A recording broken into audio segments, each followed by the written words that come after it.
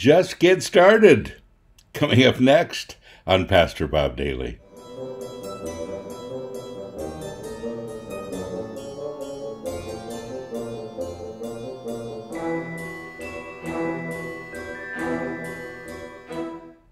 Dear Pastor Bob, in my home church, we've been talking so much about going out and ministering to others, sharing the gospel, showing God's love. We've all been called to do that, but I've been feeling such a strong pull to start something bigger. I am praying and asking God what He needs me to do and what that ministry might look like, and I just have no idea where to start. Every time I pray and ask about this, I have noticed opportunities to minister to individuals, which is good, but I have bigger ideas. I just don't know what would work and what I should really put all my energy into, if that makes sense.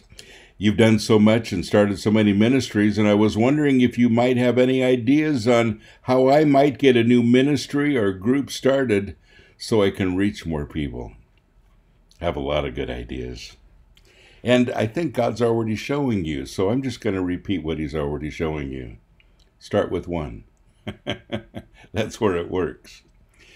One of the biggest misconceptions about ministry is that it has to be well organized, and sometimes that's not a bad idea, but that the organization, the structure, the call to minister, all those things are real important, and they are, but they're not the most important.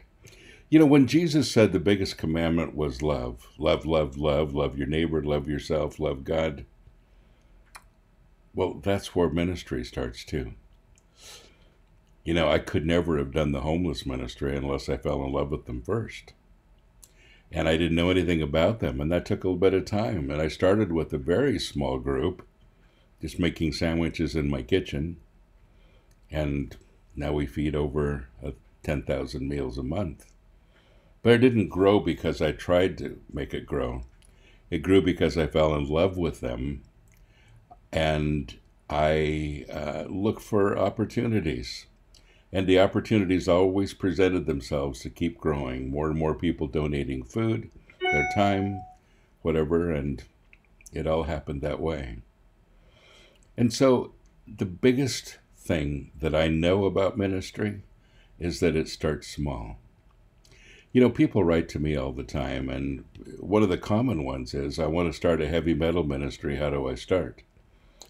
And I'll ask, so what are you involved with now? I mean, what kind of metalheads do you spend time with? Usually it's, well, I really don't yet.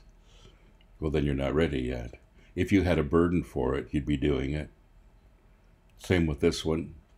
Same with anything. How do I start a homeless ministry? Well, you fall in love with them first, and the opportunities follow.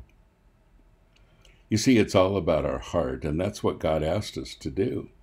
When He told us to feed the hungry and to clothe the naked and to give drink to those who are thirsty, etc. He says, when you've done this to the least of these, my brother, you've done it with me, and that's love-based.